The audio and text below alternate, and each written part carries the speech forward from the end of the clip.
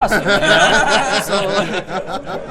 But you never know unless you give it a shot. Try it to find Everybody out, falls in love with the dive bar that they never heard of before. So whatever. So your TV show, it's similar to this. It's the TV version of this. But I notice a lot of comedians do podcasts and that type of thing. They do. More so than any other group of people. Why do you think that is? It's another medium. This day and age, you have to do something else besides stand-up. And it's a broader reach because it sets the tone for your stand-up in one aspect, and it reaches out more to people. So now all of a sudden, you've got an audience that's already built in. So if you're at somewhere like the Funny Stop, and all of a sudden they advertise, hey, I'm going to be at the Funny Stop in Cuyahoga Falls. If you advertise it on your podcast, or they advertise it, on a radio station somewhere nearby, or even in their literature, all of a sudden people are like, oh my God, I love his podcast. Like, they can associate it with something else. Because, the biggest comics who travel all over the place, people know that they were on a TV show, they did this, Right. Like a Lewis Black, or like a Dave Cook. Or even Jim Florentine, really. Everybody knows him from that metal show. Exactly. But he does a podcast, too, which is awesome. Yeah, well, they, him and Zumach did that. They did the dual one here. Yeah. But it's just another thing that helps it all out, helps the recognition, and for some guys, sometimes it's a way to build material without having to go to an open mic all the time, and you get to talk about what you really want to talk about, and you're totally in control. You don't have to worry about. And it's the exact same thing with my band and everything, right? Like free promotion out of it and shit. Yeah. Right. Because when we're sitting here talking about, hey, Advanced Ophthalmopoulos playing out this weekend, you guys should come out. They're going to see you and they're going to see Kenny there. Right. Hazard, did I tell you the story about Micah's girlfriend? We were she here. Was all on Kenny's nuts, or yes, what? we showed up here Where were you? He's like, what? Not at all. No, we were after the Ripper and Red Sun Rising show in Kent. We came back here, and Misty, Micah's girlfriend, was here, and well, that's a winner name right there. I said, sorry, Misty or Micah, if you're listening. Micah is the owner of this bar. And then he happens to mention who he is. I said, this is Kenny on the Crash Report. And she goes, oh my God, it's Kenny! But no, I say 3 words every She's show. probably listening right now, too. Well, I just totally made fun of her name. I don't think Micah owns this bar. I think I met him when we were here. We were hanging out forever. But I don't think he's here right now. I think he's sick. But now, and then he was talking about how tight Misty is, and he goes, you know what she tells me to do? And I said, what? And she's like, stick one finger in me. And he's like, okay. Then he's stick another one in me. Okay. Now stick your whole hand in. And stick your other hand in. And she's like, now clap. And then she goes, that's how fucking tight I am. So that means not at all. It's what we learned from that story. Not the word I would associate with. Yeah, exactly. Right. Sounds like the Crash Report's canceled for some reason. Yeah. The way this interview's going. Don't let that story get out. It's always good when you tell a story like that over airwaves. Well, she supposedly likes this show a lot. I don't know. She doesn't. We had a girl on this show that I can. We've had 2 on this show, technically. Well, we've had 2. That doesn't really count. That doesn't count. But she actually listened to the show a lot, just because she hated Banks. And she wanted to slice her throat. She said anything to Micah. But anyways, so Steve, when you're doing these stand-ups, and even on were doing your show, do you ever mention your book at all? Well, I didn't have the book while I was doing my That's show. That's right. Yeah, and it's fairly new, so I don't always mention it when I do stand-up, unless it's a longer set. Then I will talk about it, because when I'm hosting. Well, actually, I had it out when I was here with Florentine, and I think it was out at that point. I had copies of it. But as a host, that's just not my role. All those guys are supposed to be selling shit, and I don't want to be like, hey, by the way, buy my book. Hope you enjoyed my 5 minutes up there. You know? I did my tight five. Now It go was buy my book. it was a preview to almost 200 pages. You know, there's no way to do that. Trilogy eventually. Yeah. Like Chad was like, dude, Florentine would have let you. I'm like, yeah, but I mean, did they really see enough of me to think, oh, like, what if I bombed in those 5 minutes? I mean, not that you can, I guess, but it's hard to do it on a show like that with those guys. Yeah. So, no, I mean, not really. And then, like, my show, when I was doing it, it wasn't, like, podcast style or anything. It was more... Like, I do a very different thing on my show than when I do stand-up. Like, when I do stand-up, I just let whatever fly. When I do that show, it's like an outlet to do, like, current event, stupid, corny, tongue-in-cheek jokes and some sketches and stuff. And then it's really more about, like, the people who are on the show. I mean, totally, you know, late-night talk show format. Right. And so I don't think I would ever push it on there just because my whole goal with that was to make Cleveland aware of what else is going on. You know, for instance, like I would have somebody like you guys on. Like I might have somebody that everybody really knows and then something that people need to be aware of. Like that would be like a secondary guest. So to talk about my book on that, I don't know. But it's another format that leads people into the book, I guess. Right. So It's another outlet to get people drawn into what you're trying to push. drawn into me. It's all about me. Yeah. Like I was a Isn't middle it weird child. that- This is my time to shine right Isn't now. it weird that you have to get self-validation through people? Like, Yeah. even in your older years, you're like, hey, buy my book. I mean- Hey, buy my CD. I think a lot Love me! of comics will tell you that they hate themselves, and it's pretty close to true. So we can only get validation from other people, which I guess is sad and pathetic. But you live in I feel like it's weird too because a lot of comics and a lot of metal musicians kind of have like the same sort of like vibe going on.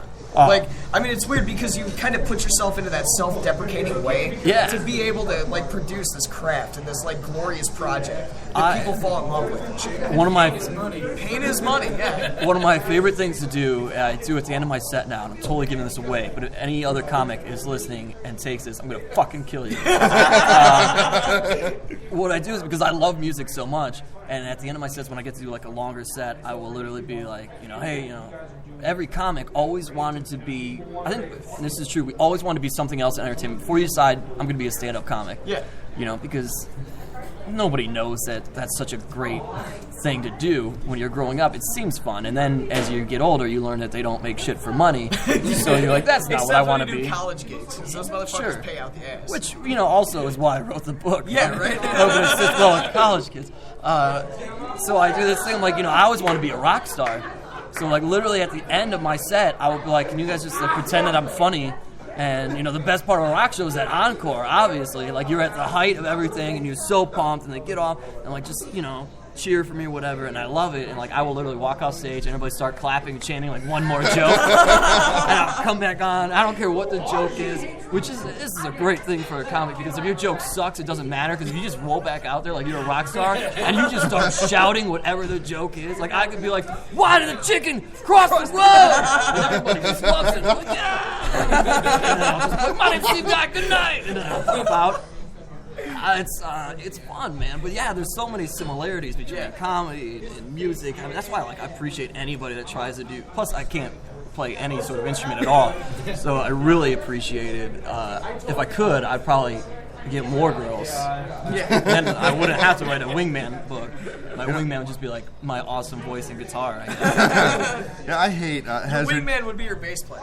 That's how it works in band. Yeah. Hazard, and even Kenny, you guys might be able to appreciate, or at least understand where I'm coming from with this. I hate when I go to these local shows, and there's these shitty ass local bands, and their parents are like shouting encore and this and that. I can't.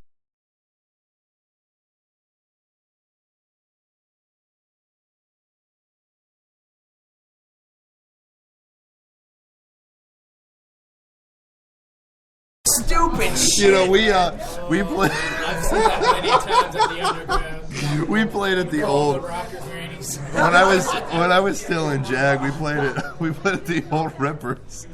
And my Your mom had a fucking sign. my grandma. My grandma was like, Bless her Remember heart. that. oh my god. And it said, the the band, we were called Jag, and it said "Prepare to be Jag," because that was our little thing. But she spelled it in such a way that it said "Prepare to be jagged." So I was not thrilled at all. You still owe me a T-shirt. Yeah, well, we never made them, so you're just gonna suck it on that. My grandmother is a big believer in me. I will say she's like the only person my entire life who's always just thought I was going to mount to something amazing. Like, it's no secret, like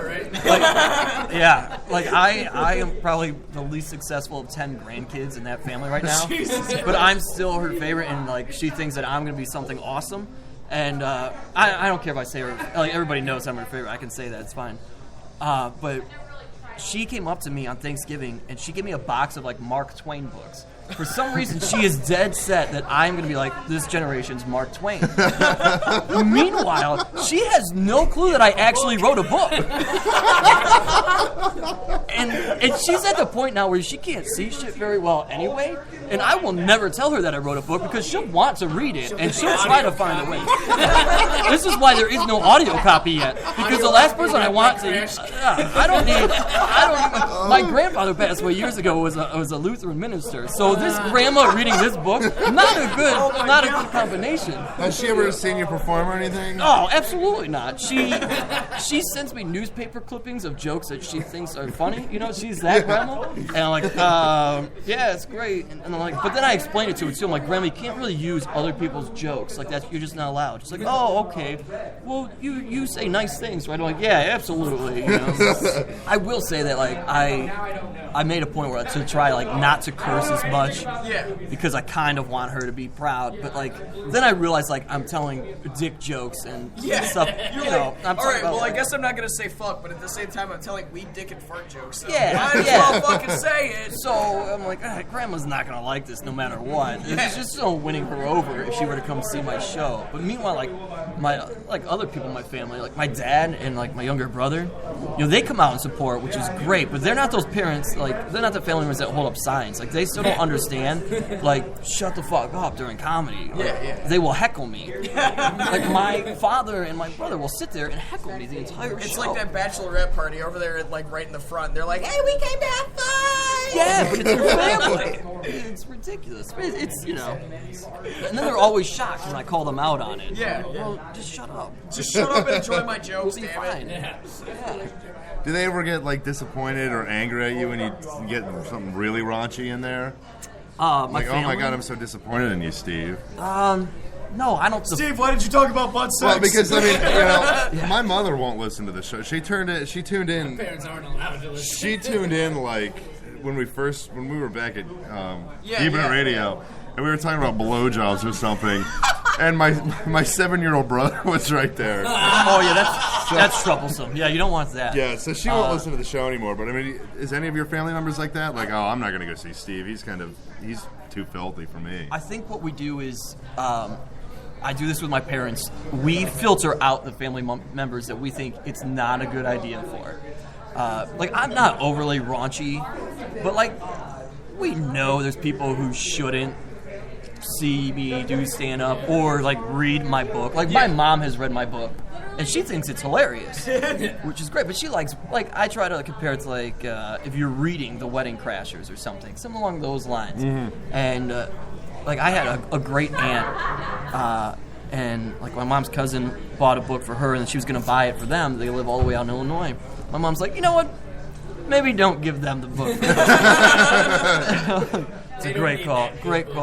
Yeah, and like, I have certain aunts and uncles and stuff that were like, yeah, you know, let's give it to my cousins, but not their parents. Yeah. So I'm thankful that my parents have come to see me do stand-up because they can say that and do that. I mean, the first time I ever did stand-up, my dad videotaped it. And my first jokes were about him and my stepmom having sex because they met from me and my stepbrother when we were little kids. Oh my god. And like, I just sat up there and told these jokes about how when we were having a sleepover, suddenly they were having a sleepover. It was just very awkward and gross. And but he loved it. He thought, I mean, it's true. What are you going to do? You ever like watch that video and then be like, oh my god, I sucked, or you know? I didn't watch that video because I sucked. That video went really great. I was hilarious. My first. You don't think? I mean, you think that? You don't look back and be like, oh, I'm so much better now than I used to be? I know that I am. My first 2 or 3 sets went great, and then I had one where I just was shit, and I videotaped all of it, and I stopped videotaping because I'm like, all right, I clearly need to get better. And like in my stand-up world, like I took like 5 months off, and I'm like, I suck at writing. Let's do this. And then I had a whole year where I only did stand-up as a character. Like I went to Miami, Ohio for school. Yeah.